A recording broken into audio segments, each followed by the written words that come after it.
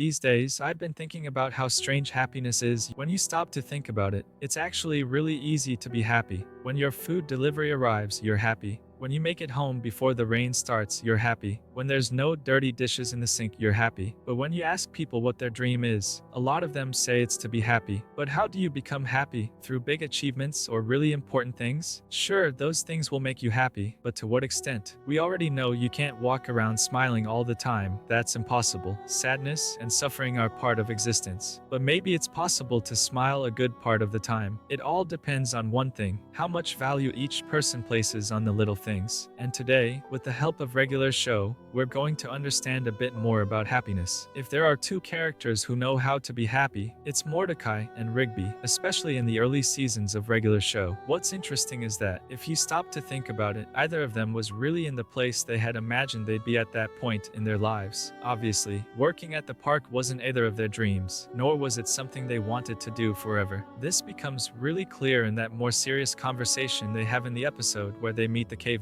Mordecai asks Rigby, in a more serious tone, how he saw himself in 10 years, what his plans were, what he thought would happen. He says they couldn't keep working at the park forever because things needed to change. By that point in the show, they had already stopped doing a lot of the things they wanted to do in life and had left some dreams behind as time passed. Mordecai, for example, had a degree in fine arts but wasn't doing anything with the knowledge and skills he had acquired. There's even an episode focused on Rigby feeling like a complete idiot for never having done anything he swore to his classmates he would do after finishing school. It really affected him because, in that moment, he felt like he had wasted his life. The truth is, both of them had their reasons to be frustrated, sad, and spend most of their days regretting the choices they had made. They could have drowned in self-pity and complaints, but they didn't. In most episodes, if you pay attention, they're always very happy, having fun, in a good mood, and just chilling, living life in a light, simple, and carefree way, as if all the problems around them didn't matter that much in the end. They always found a way to make the best out of any situation, no matter how crazy it was. They intensely enjoyed every little, trivial thing the world had to offer, like eating a cheese sandwich while watching silly, funny videos online, pranking their coworkers and almost dying of laughter,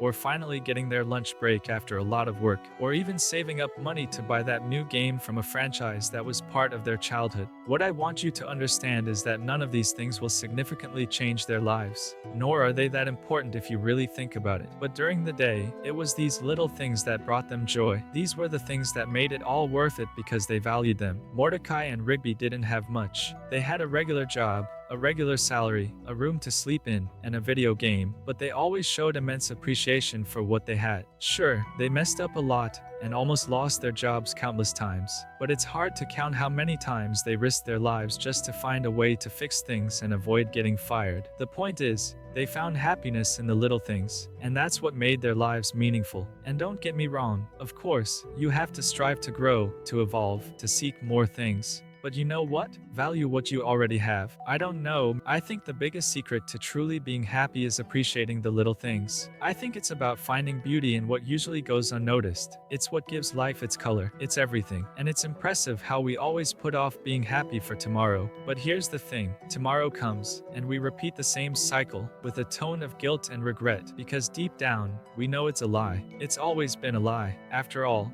how many times in your life up to this point have you told yourself, I'm going to be happy this year, or said that you'd finally be happy when that one day arrived? When that day comes, then I'll be happy. Or maybe you thought you'd be happy when you finally got that material thing you've been wanting for so long. But then that year passed, that supposed day came and went, that material thing was bought, and now it's collecting dust. And after all that, do you feel happy? No, right? I know, because I feel the same way. And if there's one thing we are, it's stubborn. We're always insisting on betting on this risky thing called the future, making hundreds of incredible, extraordinary plans that will come true when it finally arrives. But the reality is, there's no guarantee that the future will even exist. Of course, it's necessary to plan and organize yourself in a healthy way. Organization is the foundation of everything. It's the foundation for achieving goals and reaching objectives. But it definitely doesn't help to try to control every little detail around you, setting endless deadlines and putting immense pressure on yourself, waiting to be happier in the future. I know that death and this uncertainty can be terrifying, but nothing is more real than today. The now exists. Maybe it's not how you imagined it would be,